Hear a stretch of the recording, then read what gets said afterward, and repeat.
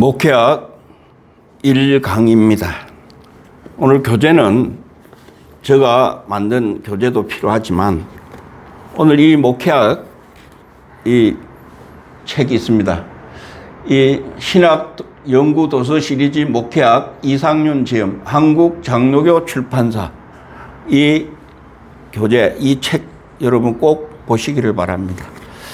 그리고 또 하나는 양을 돌보는 참 목자라고 하는 이 도서가 있습니다. 이것은 킹덤 북스에서 나왔는데 성경적 리더십 재발견하면서 양을 돌보는 참 목자. 이 두 권이 여러분들이 목회 사역하는 데서 꼭 필요하기 때문에 그렇습니다. 이 두 권을 가지고 여러분들이 잘 살펴보시면 우리가 정말 목회하는 데 많은 도움이 됩니다. 그렇다면 우리가 총체적인 목회 무엇인지 한번 살펴봅니다. 여러분 이 목회라고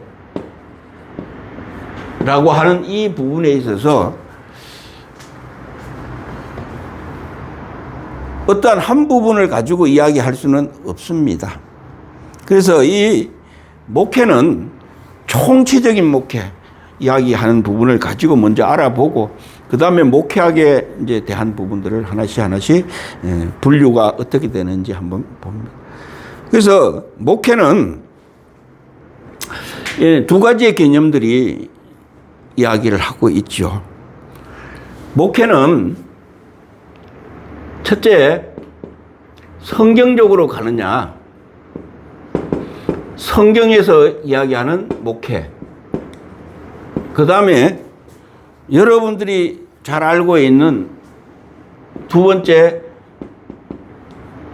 목회, 이제 신학적인 부분들이 있죠.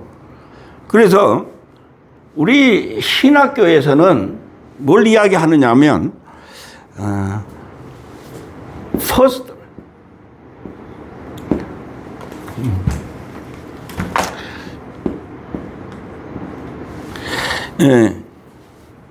퍼스톨이라고 하는 이 목사라고 하는 부분을 이야기하고 있죠. 그러나 성경에서는 뭐라고 이야기하냐면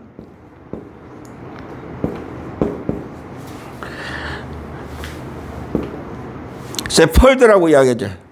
세펄드 이걸 이야기하죠. 목자 이야기하고 있죠. 그러나 오늘 우리는 이 성경에 나오는 에베소서 4장 11절에 나오는 이 11절에 나오는 여기에 있는 5가지의 직분 이걸 가지고 그 중에 하나를 통해서 목사라고 번역해서 이야기를 하고 있죠. 그러다 보니까 잘못돼 가는 부분들이 있단 말입니다.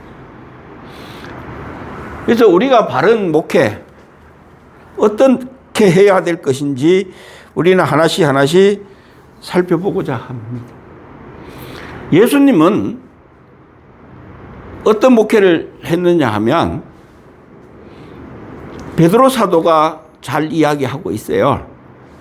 베드로 사도가 뭐라고 이야기하냐면 영혼 이야기합니다. 이 영혼을 위해서 하는 것이라고 이야기합니다. 베드로 사도는. 그러면서 목자라고 하는 개념과 감독이라고 하는 이 개념을 가지고 가고 있죠. 오늘 여기에 있는 목자는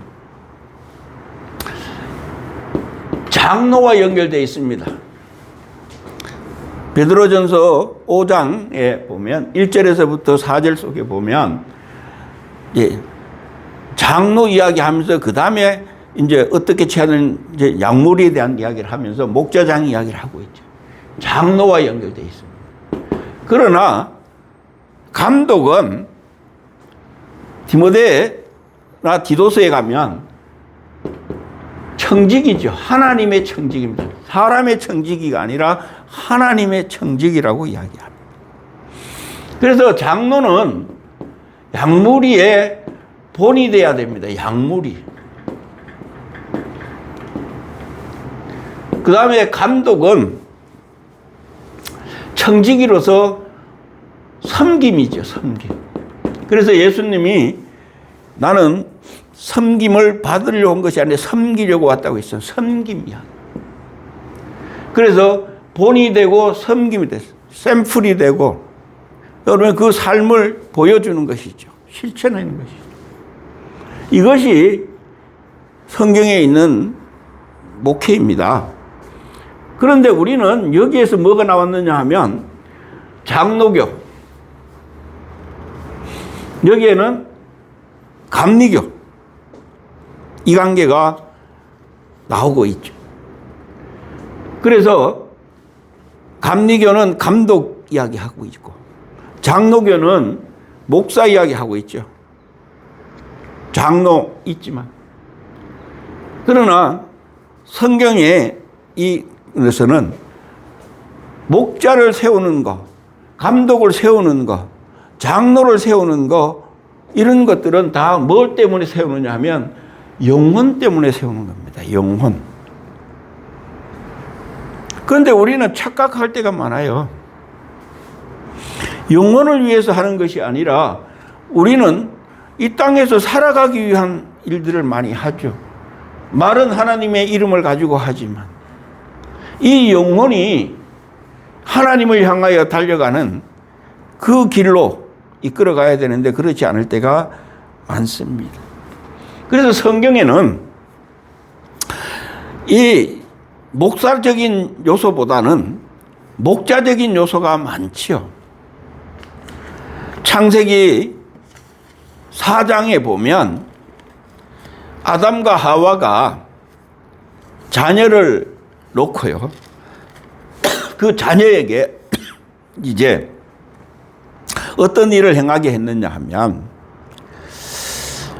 창세기 4장 2절에 그가 또 가인의 아우 아벨을 낳았는데 아벨은 양치는 자야. 아벨은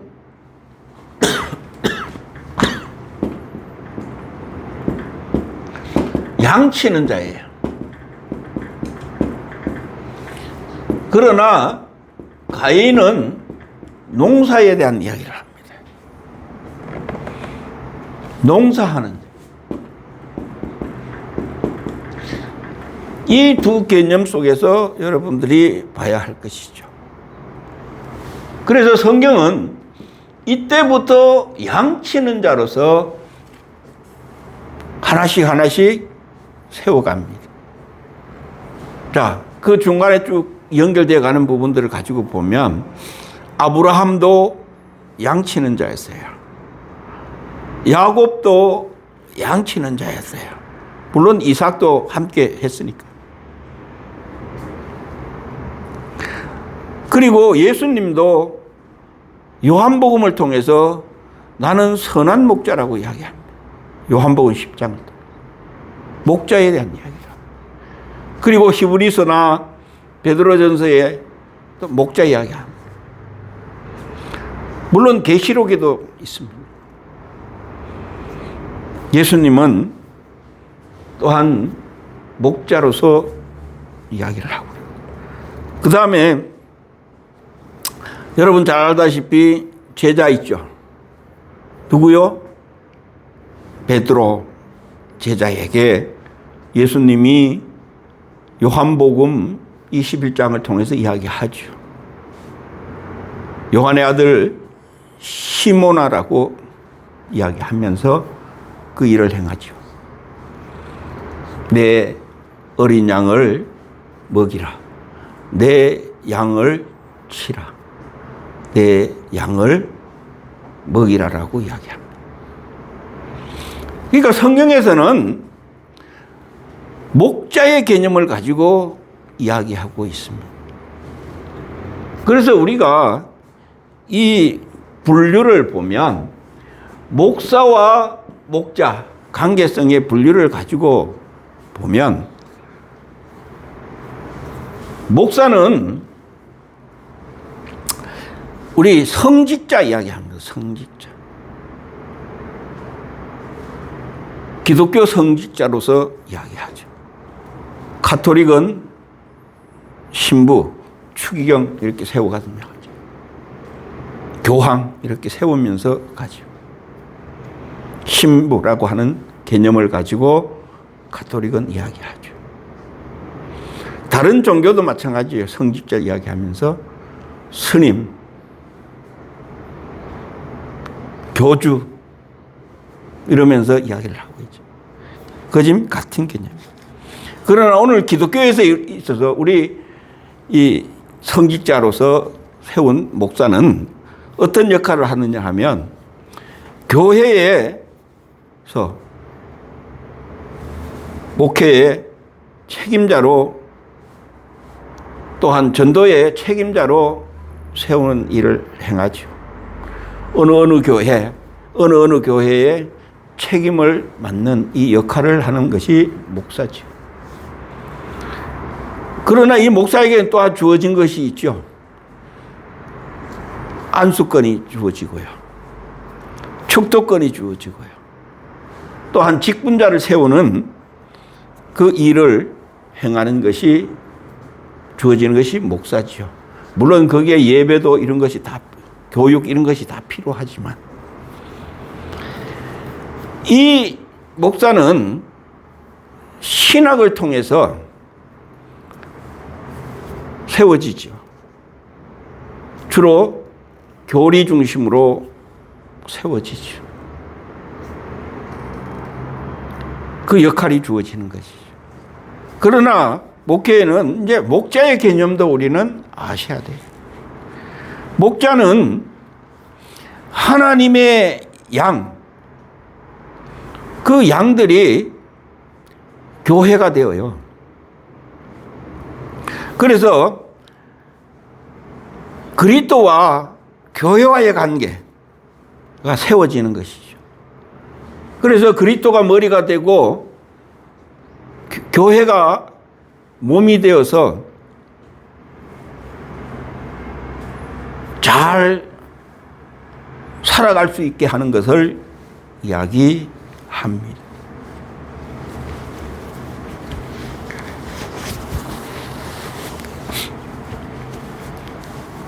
그래서 여러분들 잘 세워서 바른 길로 갈 수 있게 인도하는 일을 하는 것이 목자입니다. 그래서 목자는 복음 중심이죠. 그래서 복음은 진리 중심이 돼야 돼요. 그래서 목회는 이 두 가지를 가져가야 돼요. 목사의 개념과 목자의 개념을 다 가지고 하는 것을 큰 틀 속에서 목회라고 합니다. 하나님의 양떼들을 잘 이끌어야죠. 관리해야죠. 그런데 우리가 깊이 여러분 생각해야 됩니다. 성경에는 이 목사라는 개념이 아니라는 것을 여러분 아셔야 돼요. 하나님은 우리를 부를 때 누구누구 목사야 이야기하지 않습니다. 여러분 잘 보세요. 사도행전에 보면 사도행전 9장에 다메섹에서 사울을 불렀을 때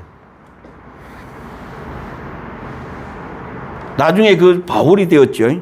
그 바울을 불렀을 때 보세요. 이름을 부릅니다. 사울아, 사울아라고 부르죠. 이 바울은 율법의 능통자로서 랍비의 역할을 했죠. 그뿐만 아니라 요한복음 21장에서도 아까 우리가 봤던 부분에 베드로 사도에게 요한의 아들 베드로야 이야기하지 않고 요한의 아들 시몬이라고 이야기합니다.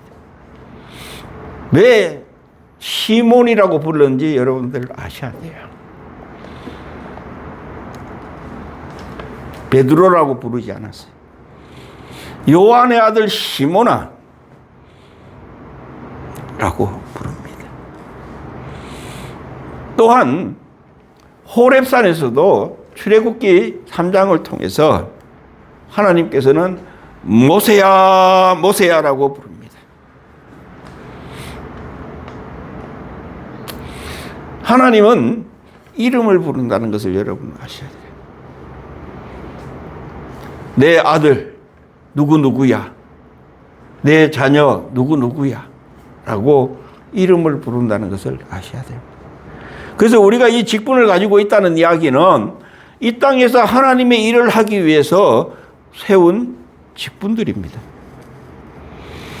여러분, 목사, 장로, 권사, 집사, 강도사, 부목사, 전도사 이렇게 불려주는 것은 이 땅에서 하나님의 복음을 증거하기 위해서 불려준 것입니다. 붙여준 것입니다. 그렇지 않으면 정말 예수 그리스도를 전하기 위한, 복음을 전하기 위한 것이 쉽지 않기 때문에 그렇습니다. 그렇다면 오늘 여러분들이 목사라고 하는 이곳에 그 이름에, 그 권위에 여러분 묻혀있지 마시기 바랍니다. 우리는 목사의 역할도 해야 되지만 목자의 역할도 해야 됩니다. 성경적인 이야기입니다. 목자의 역할도. 자, 그래서 우리는 신학이라고 하는 이 부분과 복음이라고 하는 이 부분의 역할이 어떤가에 대해서 우리는 알아야 됩니다. 자,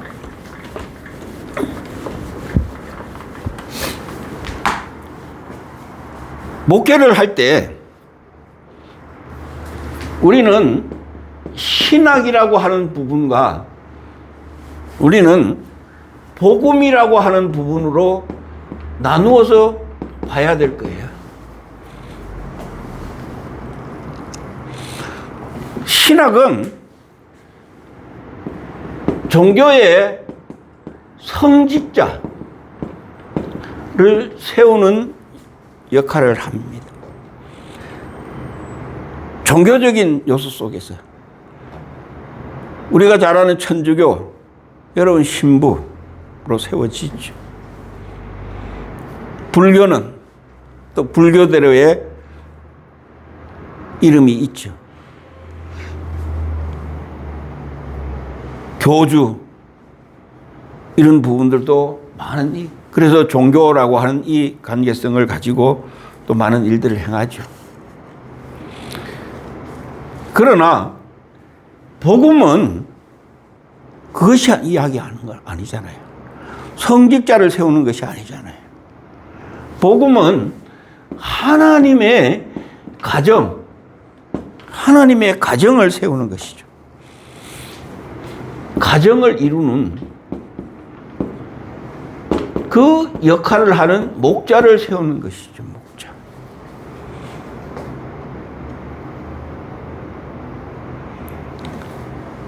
물론 여러 가지 어떤 직분적인 요소들이 가지고 있지만 사도, 선지자, 복음 전하는 자, 목자, 교사 이런 부분들 다 가지고 있지만, 그러나 전체 틀 속에서 보면 아버지 하나님과 예수님과 관계 속에서 보면 목자로 세워지는 것이죠. 그것은 뭐 하기 위해서요? 가정을 세우기 위해서. 누구의 가정? 하나님과의 관계성에서 있는 가정. 그래서 하나님은 양떼라고 표현을 하죠. 내 양이라고 표현을 하죠. 양 이야기. 자, 그러면 결국에는 이 신학은 성직자로서 종교 지도자를 양성하는 곳이 신학교죠. 종교 지도자를 양성하는. 그러나 복음은 성도들의 영혼을 돌보는 목자를 양성하는 것이죠. 복음은 성도들 이야기하는 것이죠. 그래서 우리가 바로 알아야 된다는 이야기죠. 또한 신학은 세상에 믿지 않는 자들이 인정하는 것이 필요합니다. 인정하기에 필요합니다. 아, 저 목사님은, 저 장로님은 이런 것처럼 인정하는 것이죠.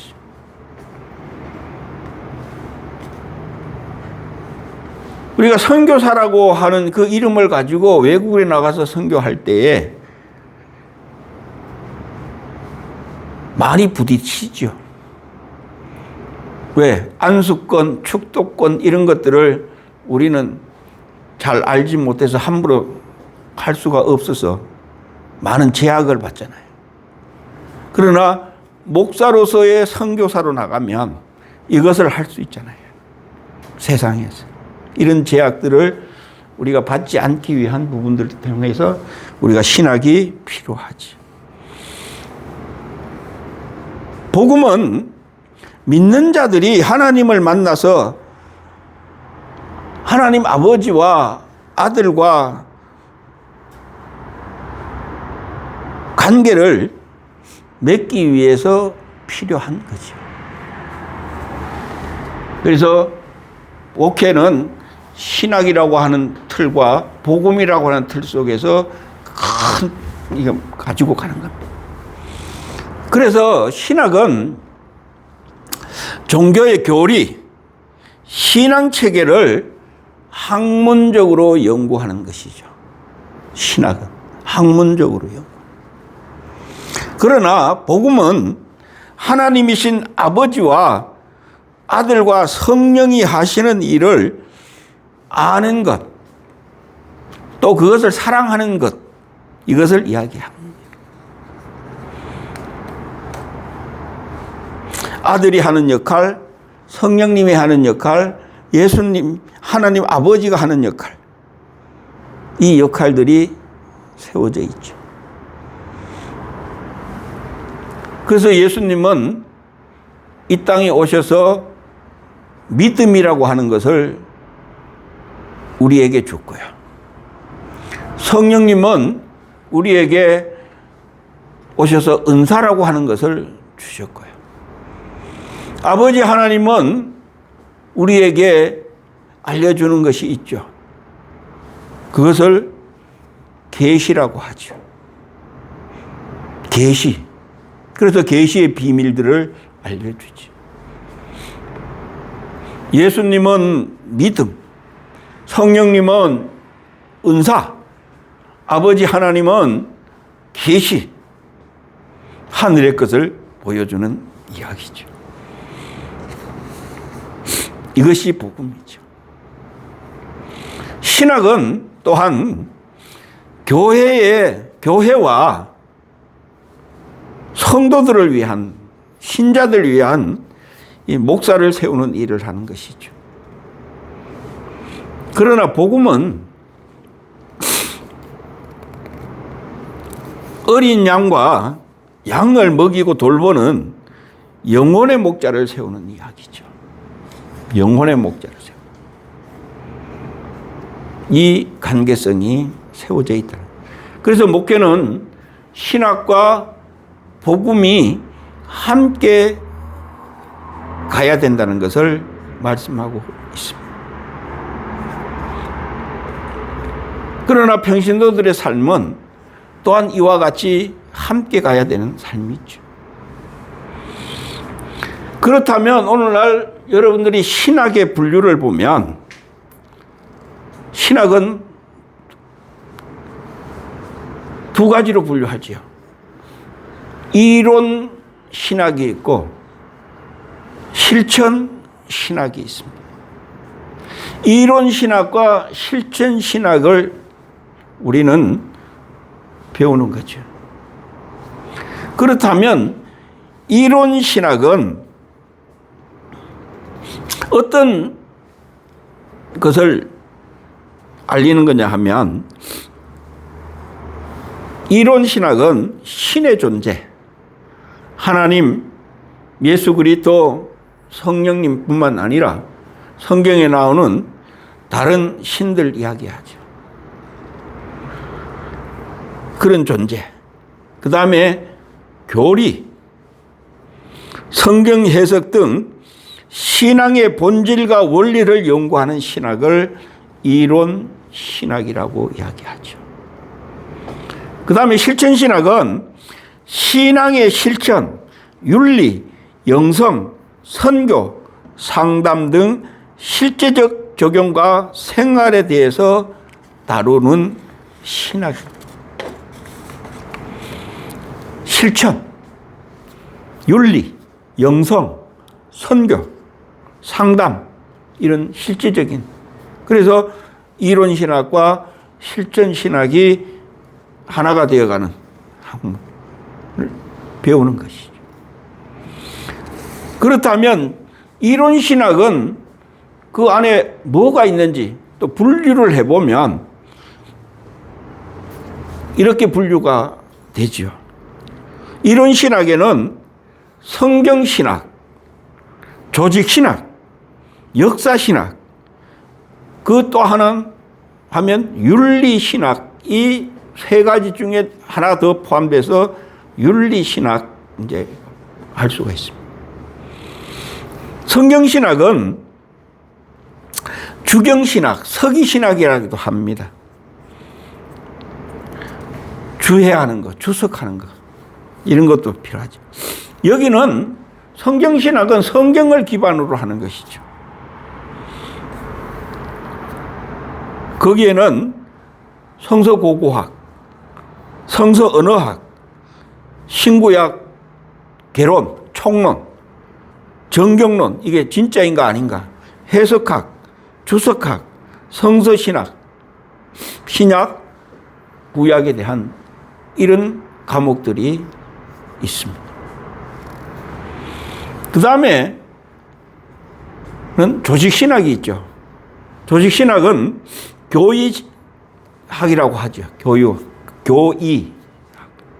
그래서 여기에는 성경에 나타난 진리를 주제별로 체계적으로 진술하는 신학이죠. 그래서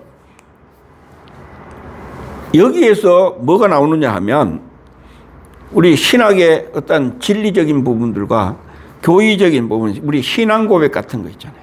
이런 부분들이 여기서 이렇게 나오죠. 그러나 이 조직 신학에는 이제 서론 이야기하면서 그 다음에 우리 신론,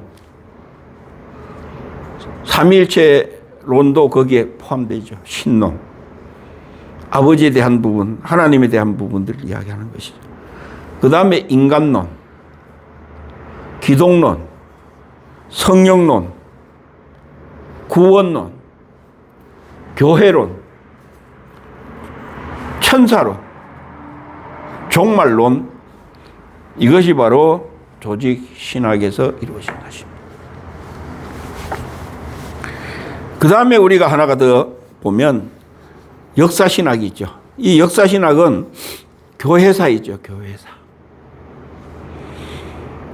기독교의 역사를 연구하는 신학, 성경적 역사, 교회 역사에 대한 부분이 있죠.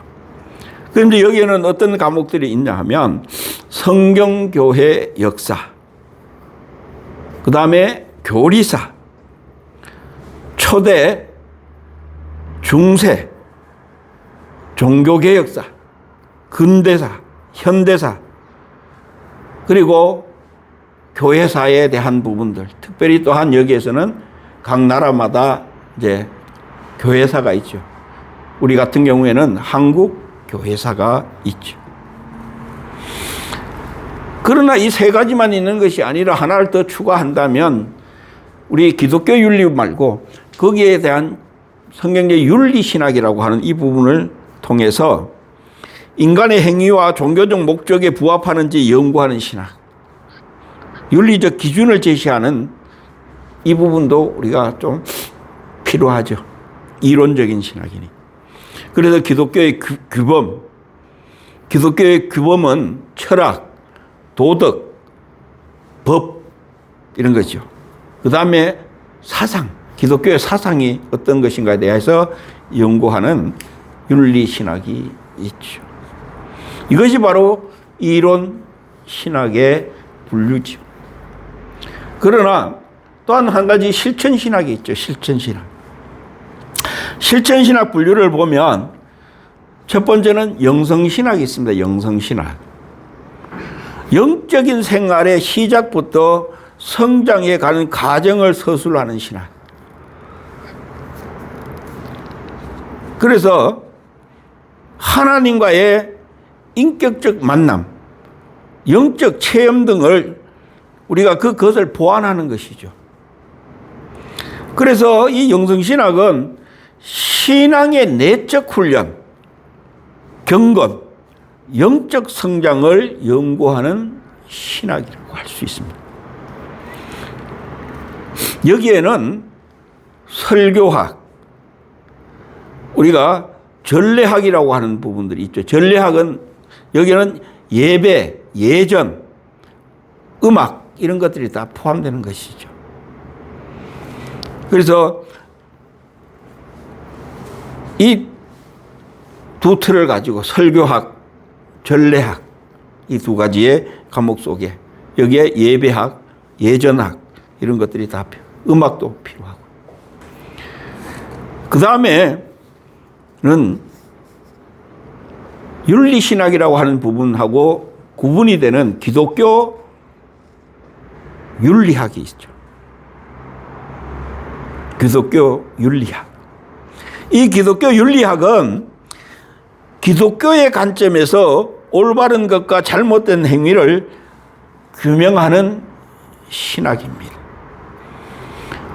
여러분의 행동, 여러분의 언어, 여러분이 가지고 있는 사상들이 그것이 맞느냐 안 맞느냐 이것을 잘 규명해 나가는 신학이에요. 그래서 윤리의 핵심은 사랑, 진실, 겸손, 용서, 정의, 섬김, 또한 긍휼 이런 것들 가지고 성품과 관계되는 부분과 가지고 가는 것이죠. 그것이 맞나 안 맞나에 대한 부분이죠. 그래서 이 기독교 윤리신학은 신앙의 삶과 행동, 사회적 책임, 윤리적 실천을 다루는 학문이라고 할 수가 있습니다. 여기에는 어떤 과목이 필요하냐면 기독교 교육학, 상담학, 윤리학이 이 안에 필요하죠. 그 다음에 우린 이제 마지막 실천신학의 마지막 분류는 사역신학입니다. 이 사역신학은 교회의 사역으로 제자훈련, 봉사, 임직자에 대한 연구하는 학문이죠. 신학이죠.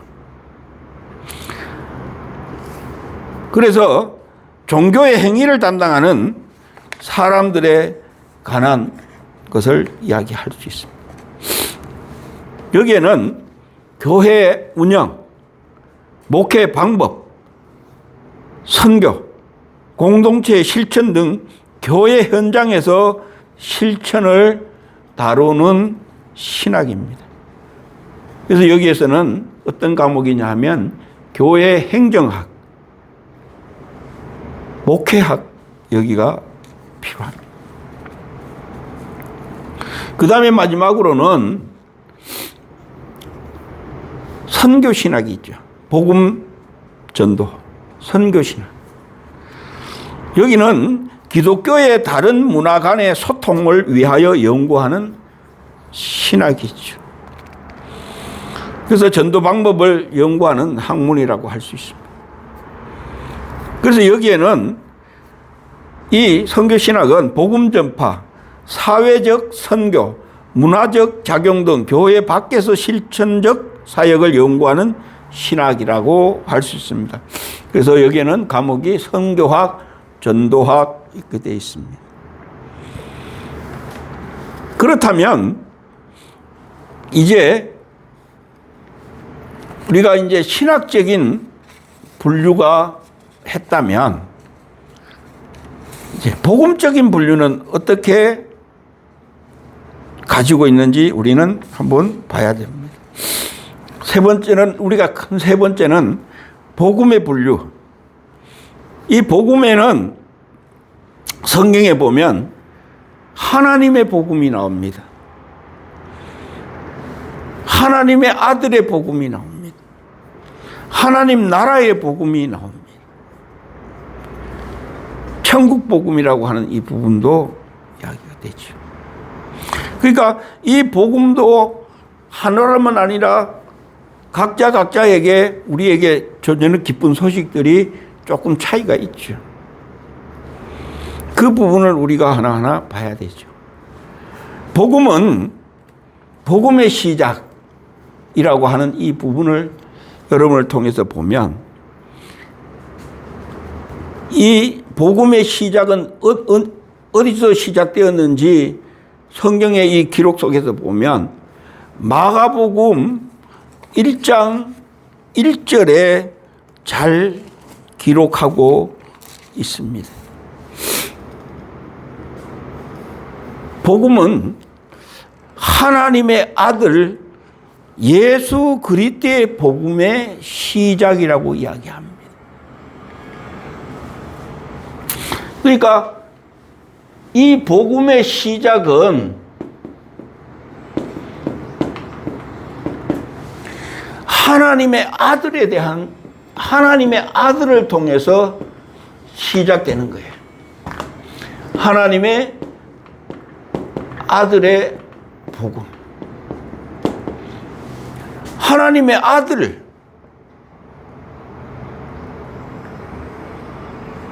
천사들을 통해서 알려주잖아요. 그래서 하나님이 성령으로 잉태되는 이 부분에 대해서 천사들을 통해서 알려주는 부분들도 복음이라고 할 수 있죠. 기쁜 소식이죠. 하나님 아들 복음. 그러나 그 복음보다는 오늘 이 마가복음에서는 하나님의 아들 복음 뭘 이야기하는지 우리가 이따가 한번 살펴보겠습니다. 그 복음. 그래서 여기의 시작은 요한복음 1장에 1절에 나오는 태초와 같은 단어를 씁니다. 아르케라고 하는 이 단어를 씁니다. 태초에 하나님이 천지를 창조했다고 하는 이 창세기 1장 1절과 같은 의미를 가지는 단어죠. 그러나 우리는 창세기 1장 1절의 창조와 우리 요한복음 1장 1절의 태초와 그 태초와 태초의 관계를 조금 다르게 우리가 보죠. 그러나 이제 이 의미도 이제 거짐 있게 한번 살펴봐야 될 부분이죠. 또 로마서에는 바울 사도는 하나님의 복음이라고 이야기하죠. 여기는 하나님의 아들의 복음, 하나님의 복음 이렇게 이야기합니다.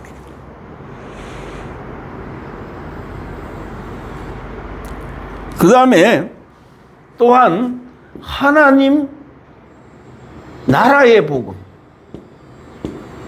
복음이라고도 이야기하고 있죠. 자, 이제 이 부분을 가지고 한번 살펴보면, 자,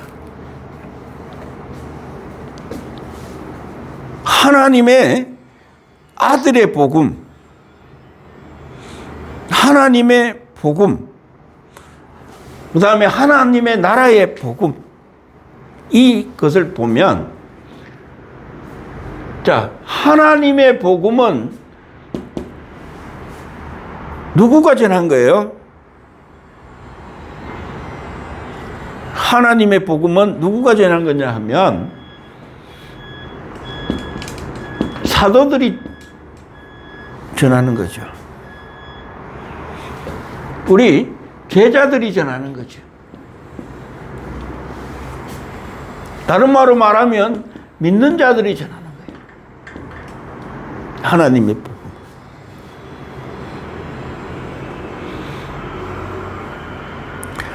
어떤 것이요? 하나님의 아들의 복음을 우리는 전하는 거예요.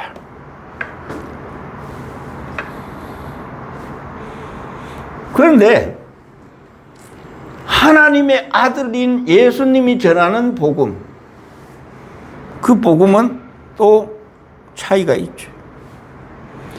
자, 그렇다면 오늘 하나님의 복음은, 하나님의 아들에 관한 복음, 이 복음은 우리는 이 하나님의 아들의 말한 것을 전하는 거예요. 그 기쁜 소식을. 그걸 다른 말로 말하면 하나님의 복음이라고 할 수 있죠. 그래서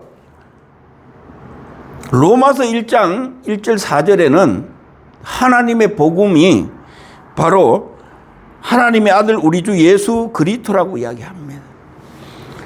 아들의 복음이죠. 우리는 그 아들의 복음을 전하는 거예요. 누구를 통해서? 그것이 우리에게 이제 있어야 할 일이죠. 그 이야기를 지금 하는 거예요. 그래서 하나님의 복음으로 사는 자와 하나님의 복음으로 순종하지 않고 사는 자는 차이가 있죠. 또한 하나님의 이 부분을 하나님의 아들의 복음, 예수님이 전하는 복음, 어떤 복음인가요? 예수님이 전한 복음.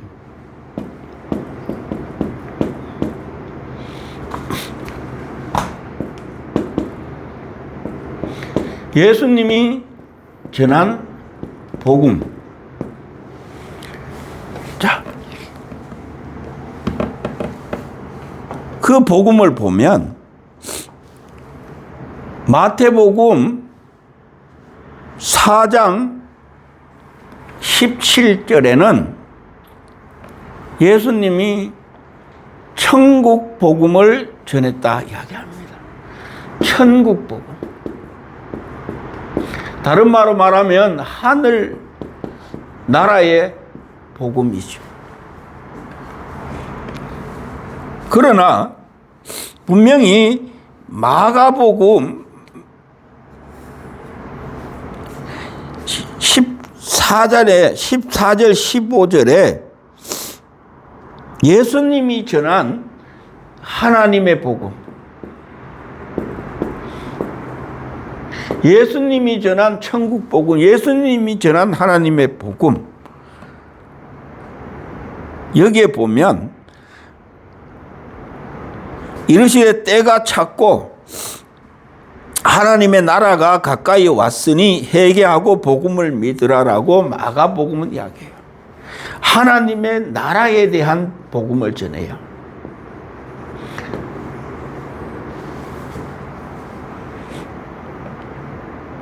그래서 누가복음 4장 13절에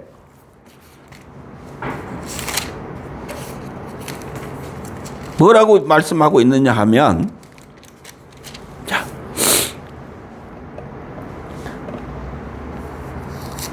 누가복음 4장 43절에 이렇게 기록하고 있습니다. 예수께서 이르시되 내가 다른 동네들에서도 하나님의 나라의 복음을 전하여야 하리니 나는 이 일을 위해 보내심을 받았노라. 예수님은 하나님 나라의 복음을 전하러 왔대요. 하나님의 나라의 복음을 전하러 왔대요. 우리는 하나님의 복음을 전하죠. 그런데 예수님은 하나님 나라의 복음을 전하러 왔대요. 그러면 하나님의 나라의 복음이 무엇인지 여러분 아셔야 될 거 아니에요.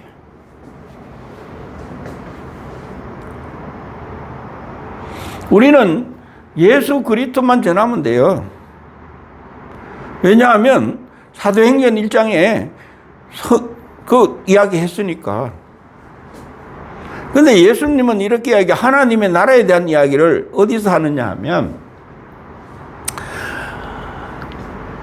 마태복음 12장 28절에 천국 복음이 아니라 천국 복음에 대한 이야기를 하는 것이지만은 마태복음은 천국 복음에 대한 이야기죠. 하늘 나라의 복음 이야기하죠. 그런데 여기에는 하나님의 나라에 대한 이야기를 해요. 이렇게 기록하고 있죠. 그러나 내가 하나님의 성령을 힘입어 귀신을 쫓아내는 것이면 하나님의 나라가 이미 너희에게 임하였느니라라고 표현해요. 예수님이 성령을 힘입어서 귀신을 쫓아내면, 오늘 여러분들이 성령을 힘입어 귀신이 나가면 하나님의 나라는 너희에게 임했대요. 그래서 예수님이 천국 복음을 전한다는 이야기는 다른 말로 말하면 성령님이 함께 했다는 이야기잖아요. 언제? 마태복음 3장 같은 경우에는 요단강에서 세례를 받을 때, 그리고 40일 금식, 강야에서 금식하고 끝나고 나서 그 일이 시작되는 것이죠. 그러면 하나님의 나라의 복음, 하나님의 나라가 너희들에게 이미 가까이 왔다고 하는 이야기를 하죠. 그 이야기는 다른 말로 말하면 하나님의 성령이 너희 사람에게 가까이 와 있다라고 이야기하는 것이죠. 성령님에 대한 이야기를 하는 거예요. 그게 하나님의 나라의 복음이에요. 성령님을 보내주는 것이, 너희들에게 성령이 임하는 것 이야기하는 것이죠. 그래서 예수님이 요한복음 20장을 통해서 성령 받으라 이야기하는 거예요. 사도행전 1장을 통해서도 성령이 임하면 이런 일이 있다. 우리는 성령이 임하면 예수님의 증인이죠. 우리가 전하는 복음은 예수 그리스도거든. 그러나 예수님이 전한 복음은 천국이죠. 그 천국이 하나님의 나라죠. 그 하나님의 나라가 누구를 통해서 오는 거예요? 성령님을 통해서 오는 거예요. 그래서 성령님은 예수 그리스도에 대한 증언을 하는 거고요. 예수님은 성령님에 대한 이야기를 하는 거예요.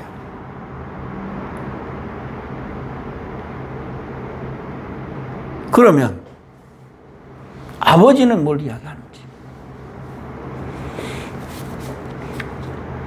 아버지의 전하는 복음이 뭘까요? 우리 이거 깊이 생각하셔야 돼요. 아버지가 원하는 복음, 아버지의 복음, 그것은 여러분 창세기 1장 2장에 있는 창조, 7일 창조의 개념을 가지고 보셔야 돼요.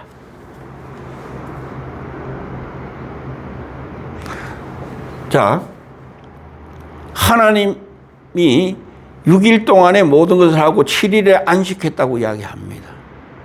그러니까 모든 일들은 6일 동안이라고, 마지막에 7일에는 영원한 안식이잖아요.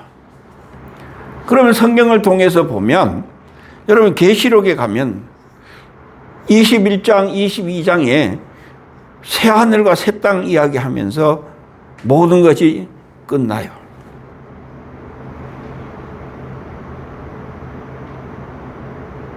그러면 그 새하늘과 새 땅을 새롭게 짓는 것은 누구가 하는 일이에요?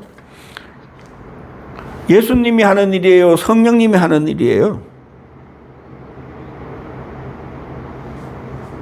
여러분, 계시록을 보면 예수님은 어린 양으로서 우리의 목자라고 이야기합니다.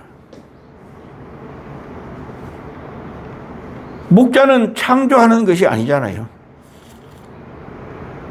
그 짓는 것은 새하늘과 새 땅에 있고 어린 양의 아내를 이야기할 때 세례 요한에게 보여준 그 새 예루살렘 성에 대한 이야기를, 그 성은 누구가 짓는 거예요? 그것은 아버지가 짓는 거예요. 그 아버지의 복음은 새하늘과 새 땅의 관계성이거든. 그 소식이잖아요. 거기에 들어가는 자, 들어가지 못하는 자. 이것이 우리의 목적이지. 이것은 아버지가 하신. 그것을 해야만이 모든 일들이 끝남을 볼 수가 있습니다. 그래서 우리 예수님이 전하는 복음은 성령님에 관한 이야기고, 성령님은 예수님에 대한 이야기고요. 그리고 아버지는 새하늘과 새 땅을 이야기하는 거예요. 그래서 결국에는 하나님의 나라가 우리 안에 있음을 이야기합니다. 이것을 통해서 이 복음이라고 하는 이 부분을 통해서 우리가 복음에 대해서도 잘 의미를 발견해야 돼요. 그래서 하나님의 나라는 여기 있다 저기 있다가 아니라 여러분 안에 하나님의 나라가 먼저 세워지지 않는다면 하나님의 나라의 안으로 들어갈 수가 없잖아요. 가장 중요한 것은 여러분 안에 성령님이 임해서 성령님을 통해서 여러분 안에 있는 귀신들이 떠나가고 악한 영들이 떠나가고 여러분 안에 성령님이 임재함으로 말미암아 아버지가 아들이 함께 할 수 있는 자리를 만들어 가야 돼요. 그것이 우선순위가 되어야 되죠. 이 복음이 되어야만이 새하늘과 새 땅 속에서 영원히 살아갈 수 있는 자리로 들어가는 여러분들이죠. 그래서 우리는 복음이라고 하는 이 부분들을, 그래서 삶이라고 하는 부분들을 함께 가지고 가야 돼요. 이 삶을 살지 않으면 이 땅에서 바로 갈 수가 없습니다.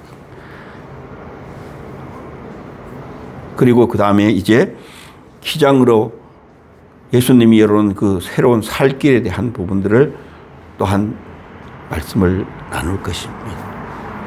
감사합니다. 이것으로 1강을 마칩니다.